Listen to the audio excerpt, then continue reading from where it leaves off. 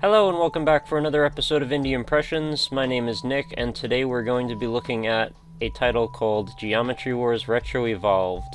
I'm sure you've heard of this one by now, and I'm sure you're questioning my ability to discern mainstream games from indie ones. But let me preface that decision by letting you know that sometimes a game just has the spirit of indie, whether or not the developer behind it has a reputation for releasing indie games. Now, this is a game that I've first experienced actually through Xbox Live, which again, leading back to how could this be an indie game? The developer that made it at first had it released as a bonus unlockable to Project Gotham Racing, and I think that's a pretty indie way to release a game.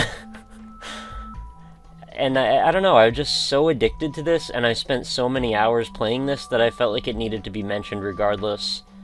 And this is something that, I don't know, this game just means kind of a lot to me, because when the developer, Bizarre Creations, when they closed, which I hate to say they did, if you didn't know that, they released like a little mini compendium of their works while they were together, and I don't know, it made me a little teary.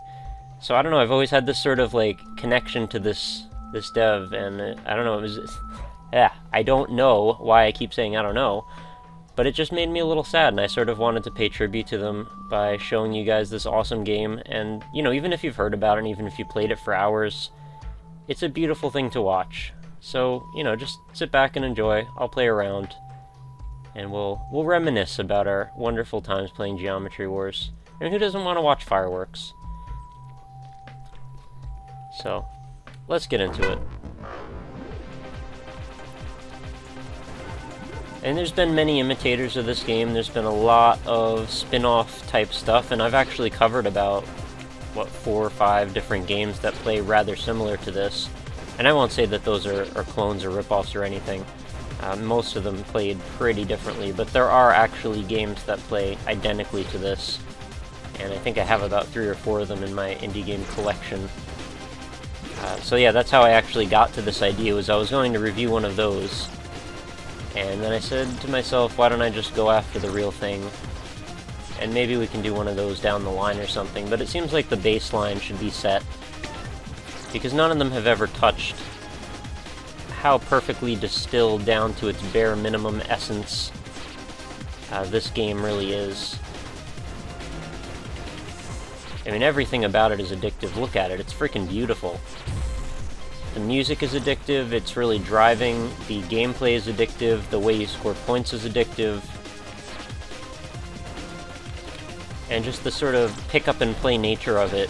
I mean, it's very accessible, there's not a lot you have to learn about this game, but it's incredibly deep. And as I can tell you, having played this for hundreds, maybe, I don't know, maybe not hundreds, but maybe 100 hours, it's a game I've never mastered, and I never will. And yes, I've also played the hell out of its sequel, and it had a lot to it in that as well, but I feel like the first one just got it so right, it didn't really need much more than that. But having some derivations and stuff were nice to play around with. And I also played the hell out of Geometry Wars Galaxies on both the DS and the Wii, and those were both a lot of fun as well, because they added sort of like a leveling system to this. Because at its core, all this game really is just a score challenge, like who can get the highest scores on your leaderboards. And I think it was really kind of a cool decision that Xbox Live Arcade chose to make this one of its marquee titles, because it really sort of established this sort of competitive one-upmanship that I think Xbox Live wanted to really be about. And that's what got me so into this game, was the fact that a bunch of my friends had it, and we all wanted to compete for the best score on the leaderboards.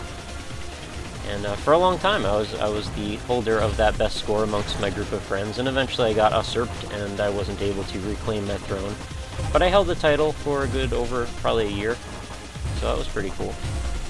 And I was definitely the first of my group of friends to break 1 million, and eventually I think I got over 3 million, which was a big deal for me.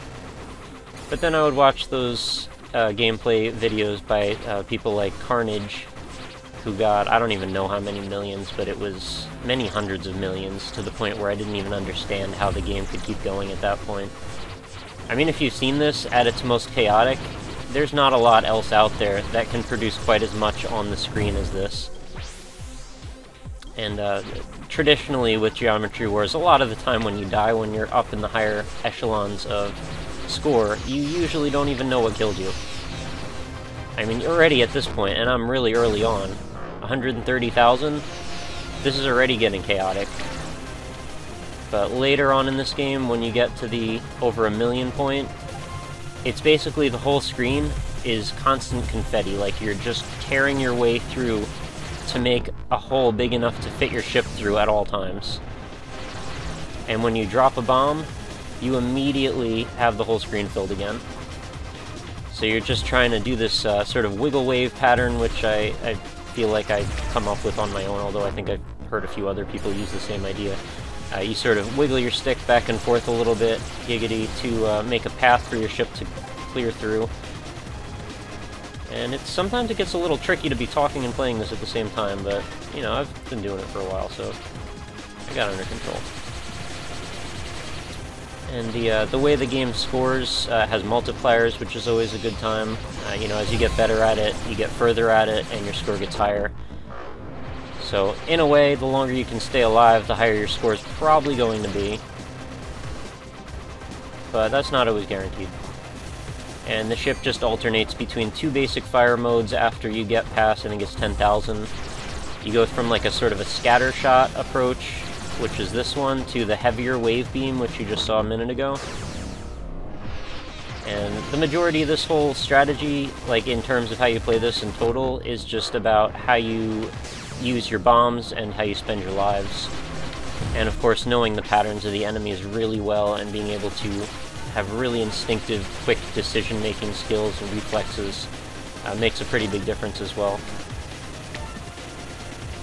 I used to look at Ninja Gaiden for the original Xbox as sort of like the next gen, and this is at the time, which was, you know, back in 2000, whatever. I thought of that as sort of like the next-gen equivalent of how to best measure your reflexes until this came out, and then that sort of took over. Although, Ninja Gaiden's still a lot of fun. Just a different sort of beast. So this isn't a terrible game already, I mean, as far as I'm doing right now. My score is just about to 600,000, and I didn't do any kind of warm-up, I just sort of went on this cold. These guys always took a lot of strategy to get through successfully. You gotta kind of pack them all together. Oh, and that's the worst, when you get a second spew of them right afterward. I know a lot of people will use the using the black hole strategy to sort of alleviate a lot of the crap from the screen. I always like that idea, and it seems like the majority of the time you're going in circles to try and leave yourself room to deal with what's coming in behind you. That's probably what I should be doing, but I'm playing sort of scattershot today.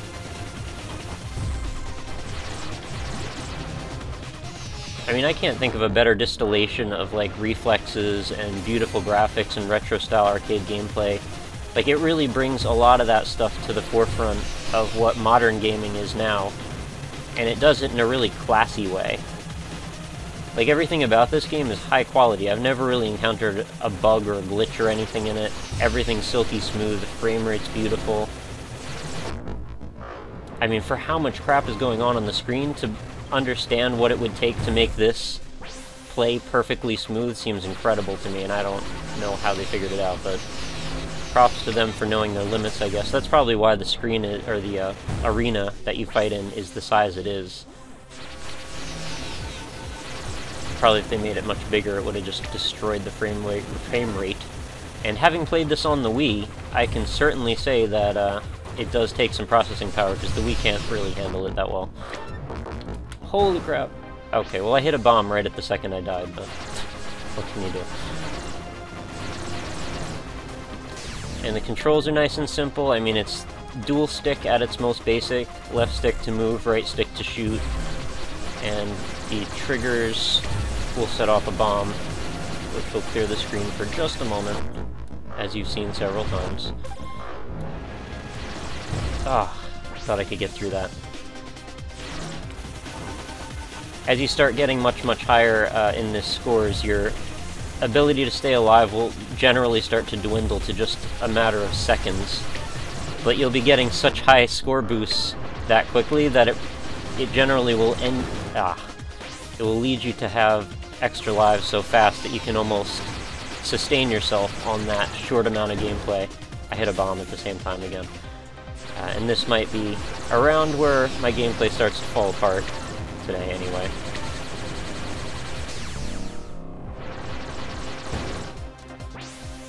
How people can do too much better than this, I don't understand it myself, but it's certainly an art form. And I know there are people who can do it legitimately, but it seems like it's gotta be a decent part luck. Look, I'm at 907,000 now, and I'm back where I started for bombs and lives. I feel like that's not bad. I bombed again when I died. I just constantly do it like a millisecond too late.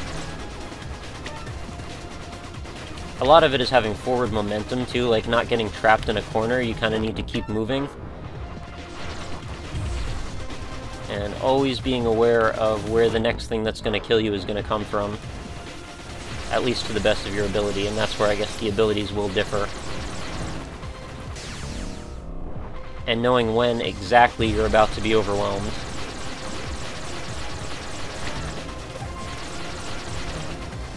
Like that. That would be an example of a time when I actually triggered my bomb at the moment that was appropriate. And it's amazing that I'm not sick of this music, too, considering how many hours I've listened to it. Whoever composed the soundtrack did an excellent job. So now I'm at 1 life and 2 bombs, so I gotta make sure... Oh, just about to say, I gotta make sure that I keep my 2 bombs as the first thing I use before I use that life. Otherwise, it doesn't matter very much. But hey, broke 1 million. I think that's not too bad. Can you guys break 1 million? You probably can. I'm proud of it.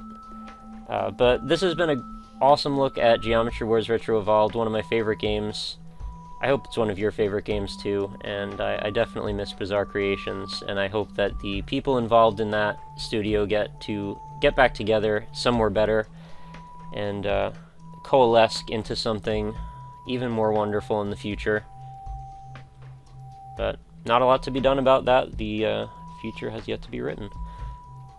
So thanks for watching. Make sure you head on over to facebook.com/indieimpressions so you can keep up on whatever is going on the channel. And I will post every night's video over there, and you can comment, and we can have discussions and such. But I will see you back tomorrow with another episode. Thank you.